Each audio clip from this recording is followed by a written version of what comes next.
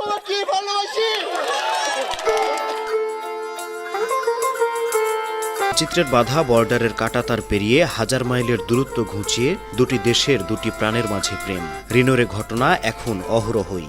ইন্টারনেটের বদলতে প্রায়ই শোনা যায় ভিনদেশি তরুণ তরুণী প্রেমের টানে ছুটে আসছে বাংলাদেশে। আর এবার এমনই এক ঘটনা ঘটেছে ঢাকার সাভারে।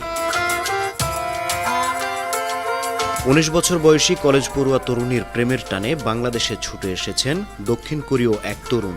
এ মাসের শুরুর দিকে তাদের বিয়ে হয়। গেল শুক্রবার ছিল তাদের বিবাহ পরবর্তী সংবর্ধনা অনুষ্ঠান। রেজভি আক্তার সুমাইয়ার পরিচয় থেকে দুজনের প্রেম। এই প্রেমের টানে গেল ১ নভেম্বর সাভারে আসেন জে মেঙ্গি।